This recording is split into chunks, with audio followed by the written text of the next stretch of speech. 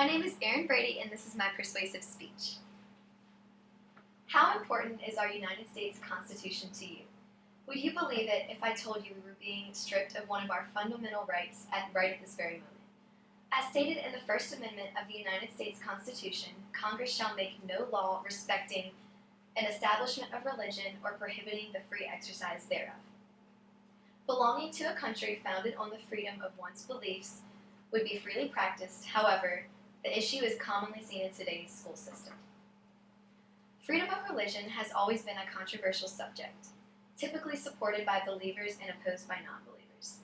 Today, I hope to not only bring your attention to the inconsistency of the United States Constitution with the rules in today's schools, but also to offer a solution in establishing a fair environment in public education by bringing light to the beneficial effects of religion in school, such as higher amounts of student-teacher respect, lower rates of violence on campus, and an overall more positive learning environment.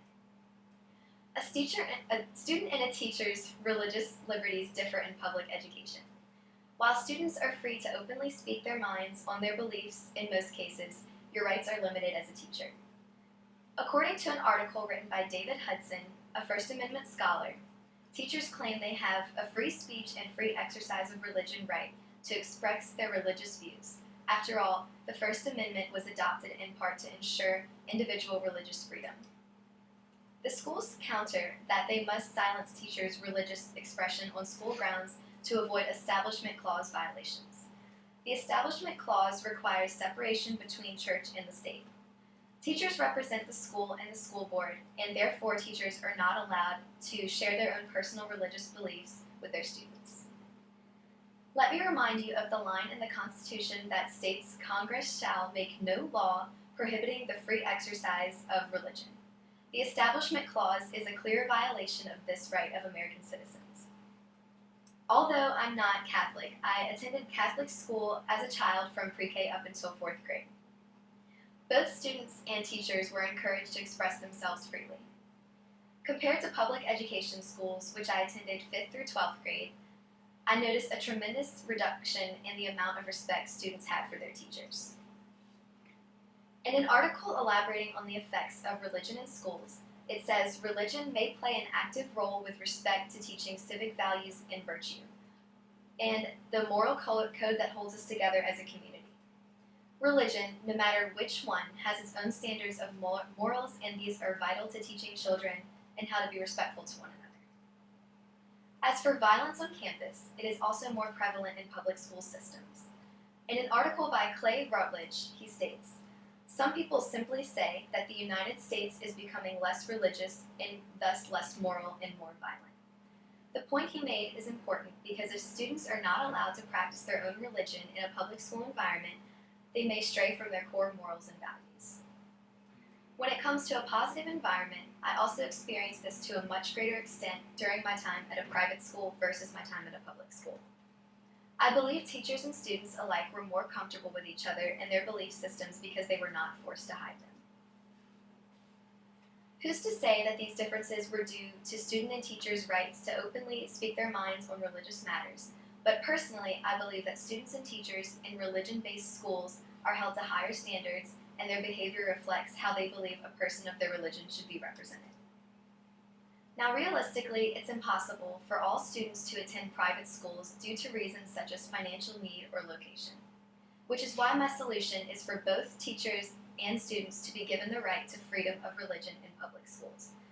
Some states have already taken action in their effort to allow religious freedom in public schools, such as South Carolina, who recently started the campaign, Religious Freedom Goes to School, according to Section 13240 of this Act. The state may not substantially burden a person's exercise of religion. Through the campaign, the American Civil Liberties Union aims to spark a renewed focus on this essential right in public schools and local communities across the state. If we were to integrate this campaign into public school systems throughout the country, I believe we would see some of the same results that South Carolina has seen, such as students and teachers holding and exercising their beliefs without seeing discrimination by public school officials.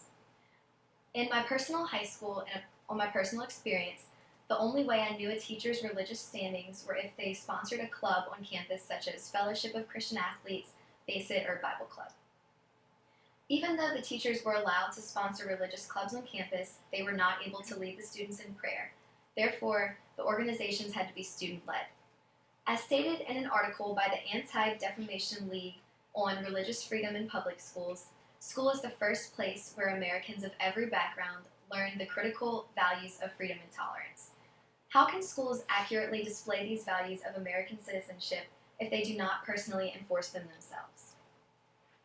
Furthermore, every morning in public schools, students are led in the saying of the Pledge of Allegiance, which states, "One nation under God."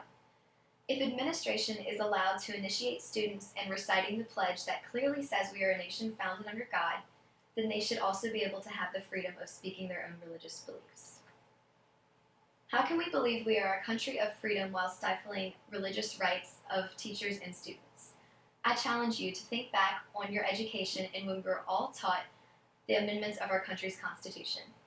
Did it ever occur to you that one of our amendments was being violated right at that very moment?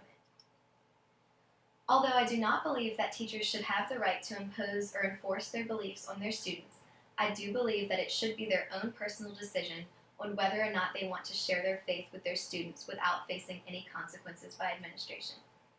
Doing so would follow, according with the United States Constitution, and in my personal opinion, would help increase the amount of student-teacher respect, decrease the amount of violence on campus, and overall create a more positive learning environment.